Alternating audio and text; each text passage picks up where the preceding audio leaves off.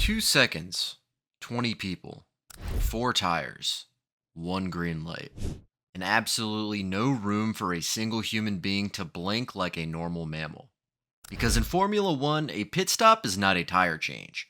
It is a live action speed run performed by sleep deprived ninjas around 800 kilo carbon fiber missile while everyone pretends this is totally normal. And sometimes it goes horribly wrong. At the 2018 Bahrain Grand Prix, Kimi Raikkonen pulled into the Ferrari pit box. The crew swarmed the car. One wheel wasn't actually finished, but the system showed green anyway. So Kimi did exactly what an F1 driver is trained to do. He launched. And Ferrari mechanic Francesco Cigarini was hit, suffering a double leg fracture. Ferrari later said a sensor problem was involved. The stewards called it an unsafe release. Ferrari got fined €50,000. And that one moment explains the whole thing. F1 pit stops look impossible because, honestly, they kind of are. Not because one guy is secretly the Flash, but because the whole process is a human reaction time Jenga tower and every block is on fire. Let's start with the obvious. Most normal people change a tire in, 10 minutes? Maybe 20? Maybe 45 if the jack is weird, the wheel nut is possessed, and you're emotionally losing a fight to a 2012 Honda Civic in a supermarket car park. F1 teams do all 4 tires in about 2 seconds. Not one tire. Not loosen the bolts and vibe. 4 tires. Old one's off, new one's on, car dropped, driver gone. And the record? McLaren did a 1.80 second stop at the 2023 Qatar Grand Prix. 1.80 seconds. That is faster than most people can unlock their phone, see a notification, and decide to ignore it for mental health reasons. But here's the thing. The insane part is not just the time. It's how many things have to happen inside that time. A modern F1 pit stop can involve up to 22 people. 22. That's not a pit crew, that's a medium-sized group chat with pneumatic tools. 12 people are just on the tire change. You've got wheel gun operators, wheel off people, wheel on people, front jack, rear jack, backup jack, stabilizers, wing adjusters, release control, observers.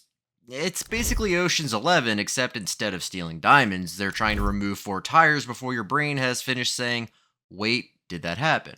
And this is where it gets ridiculous. The stop is not a sequence. It's not first we lift the car, then we remove the wheels, and we fit the new wheels. No. Because that would be normal. F1 looked at normal and said, cute, too slow, delete it, get out of here. Everything overlaps. The front jack is engaged in about 0.3 seconds. The rear is up around 0.4. Wheels off around 0.6. New wheels on about 1.2. Guns back on around 1.4. Confirmations near 1.9. Car dropped around 2.1. That's not a workflow, that's a group hallucination with timing marks. Now let's talk about why this feels so illegal to watch. A typical simple human reaction time is around 200 to 230 milliseconds. That's just reacting, not making a decision, not lifting a car, not removing a wheel, not checking if a carbon fiber rocket is safe to launch into a lane full of other carbon fiber rockets. Just see thing, respond. Mercedes says the driver alone needs roughly 0.3 seconds to react to the green light and move away. So the driver reacting takes about the same time as the front jack operator engaging the car, which means the entire stop is basically a stack of tiny human reaction windows taped together with adrenaline and fear. Think about it like gaming. You know when you're playing a shooter and you swear your controller lagged? Now imagine your controller lag costs your team a podium, a few $1,000,000, and possibly someone's kneecap. That's F1. Every mechanic has one tiny job, but that tiny job has to happen perfectly at exactly the right moment, while a car that was just doing 300 kilometers per hour screams into the box and stops on a painted mark like it's parking in a dollhouse. And if one person is late, chaos. If one gun slips, chaos. If one wheel doesn't seat, chaos. If one sensor says, it's all good, when it is very much not all good, congratulations, you've unlocked Bahrain 2018. Let's go back to that Ferrari stop because it's the perfect horror movie. The crew is changing Raikkonen's tires. The left rear is not complete, but the release system shows green. Here's the brutal part. Raikkonen didn't do anything weird. He had a green light. In F1, that means go. The driver is not sitting there doing a full workplace safety audit. He's not checking tire seating like, yes, the left rear seems emotionally unavailable. He sees green, he goes. Because if he waits, he loses time. And in F1, losing time is basically a crime against shareholders. Ferrari later explained the issue as a chain involving human, mechanical, and electronic factors. Team boss Maurizio Rivabene said the rear left situation was not properly read by the electronic device that gave the green light. That's terrifying, because it means the system was fast enough to convince the driver to leave before reality had caught up.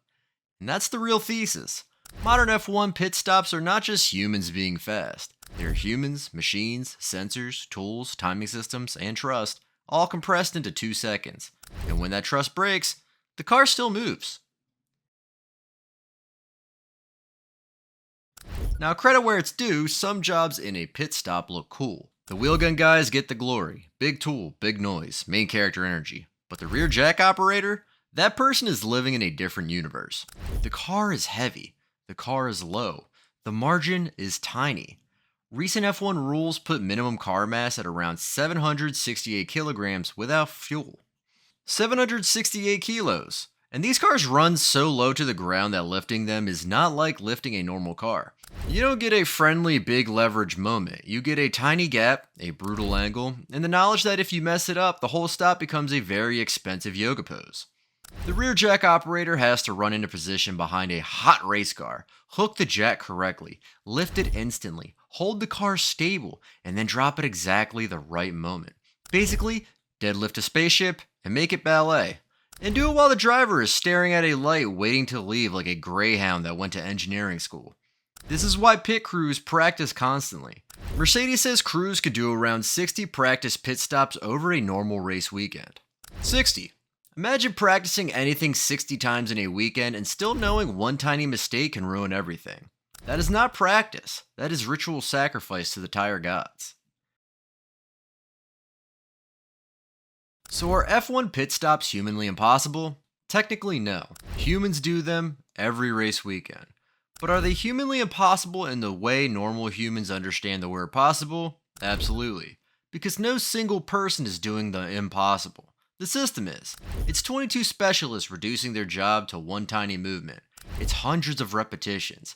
It's muscle memory. It's pneumatic tools. It's car design. It's sensors. It's trust. It's the driver stopping on a postage stamp. It's the jack operators lifting a low-slung missile. It's the tire crew performing synchronized violence against physics. It's the release controller making a go, no-go decision while the entire race is screaming in their headset. And all of it happens in less time than it takes a normal person to read the words terms and conditions and lie about clicking agree. That's why F1 pit stops are so mesmerizing. They're not just quick. They're organized panic. They're precision chaos. They are proof that humans can do absurd things when you give them infinite practice, elite tools, and the constant threat of disappointing millions of people on live television. And by the way, the driver has a job before the crew can even start. He has to stop perfectly on the marks. Not close enough. Not, my bad, I'm a little crooked. Perfectly. Because every mechanic is positioned like the car is going to stop in one exact place. If the driver overshoots even slightly, the jack angle changes. The wheel guys have to adjust. The stabilizers are out of position. Everyone loses fractions of a second. In an F1, fractions of a second are basically entire seasons. This is the world where a 2.4 second stop can be considered disappointing. Imagine making a sandwich in 2.4 seconds and someone goes, "Not your best work, Trevor." That's pit stop culture. The driver has to brake from pit lane speed, stop exactly, keep the clutch ready, wait for green, and launch without hesitation. So yes, the mechanics are doing wizardry, but the driver is also threading a needle while sitting inside a boiling carbon fiber panic room. Now that sounds great, but F1 teams got so good at pit stops that the FIA had to step in and basically say, "Everyone calm down, you're absolute maniacs." In 2021, the FIA introduced rules targeting active or sensor-assisted pit stop procedures. Why? Because teams were pushing release systems so aggressively that the question became, are humans actually confirming things or are systems just blasting through the process like a speed run with cheat codes? The directive looked at timing between wheel gun actions and green light release. There were discussions around delays and minimum reaction times because, fundamentally, F1 had reached a weird place. Pit stops were becoming too optimized to be comfortably human. And when your sport has to make pit stops slower on purpose, you know you've crossed from elite performance into maybe this machine has become sentient and hates ankles. But the FIA wasn't just being dramatic. There were real failures: loose wheels, unsafe releases, people injured. Because the faster the stop, the less space there is for reality to tap you on the shoulder and say, hey, quick question, is that wheel actually attached? Let's talk about Valtteri Bottas at Monaco 2021. Bottas is running second. He pits. Normal stop, right? Wrong. The right front wheel refuses to come off. Mercedes tries. The gun hits it. Nothing. The wheel nut has basically machined itself onto the axle. One tiny piece of metal says no, and an entire Formula 1 car is trapped. Bottas retires. That's it. No heroic comeback, no dramatic tire strategy, no we go again. Just wheel nut has entered final boss mode. This is the nightmare of F1 pit stops. You can have world-class mechanics, perfect training, the best tools, a billion-dollar team, and still lose to one small metal circle having a bad day. It's like losing a championship because your AirPods won't connect. Except the AirPods weigh 800 kilos and cost more than a small island. And if you think modern pit stops are scary, let's briefly visit the refueling era, also known as, who approved this, a Bond villain? In 1994 at Hockenheim, Jos Verstappen's Benton pit stop turned into a fireball. Fuel sprayed, ignited, and suddenly the pit lane looked like someone tried to deep fry a Formula 1 car. The investigation later focused on the refueling system, including a missing filter. That's the thing about pit stops. They've always been a balancing act between speed and danger. In the refueling era, the danger was fire. Modern F1 removed refueling, which was good because Human Torch pit crew is not a sustainable HR policy. But the danger didn't disappear. It just changed shape. Now it's loose wheels, stuck nuts, unsafe releases, false signals, bad confirmations, and systems moving faster than humans can comfortably verify. The pit stop evolved from please don't explode to please don't release a car with one wheel still emotionally pending. Progress? Technically. Here's another thing people get wrong. When you hear 1.80 second pit stop, that is the stationary tire change time. That does not mean the driver entered the pit lane and rejoined the race in 1.80 seconds. Obviously. Unless the car has learned teleportation, in which Red Bull probably already filed a protest. A full pit lane loss is much longer because the driver has to slow down for the pit speed limit, enter the lane, stop, get serviced, exit, and accelerate back onto the track. That's why official pit summaries can show total pit lane times around 20 plus seconds. But the part everyone obsesses over, the car sitting still, is the insane bit. That's the 2-second magic trick. That's the moment where 22 people try to compress an entire garage job into the same time it takes for you to realize your microwave didn't actually start. The record progression is honestly offensive. Williams did 1.92 seconds in 2016. Red Bull hit 1.82 in 2019. McLaren hit 1.80 in Qatar 2023. At this point, we're not measuring pit stops, we're measuring whether time is still legally functioning.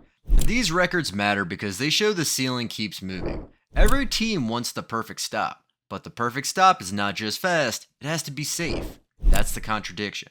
Because the closer you get to perfection, the smaller the safety margin becomes. A 2.4 second stop gives you a tiny bit more room to notice something weird. A 1.8 second stop? That's a sneeze with branding. One wheel gun hesitation, one sensor glitch, one mechanic half a beat late, and the whole masterpiece becomes a crime scene with sponsors.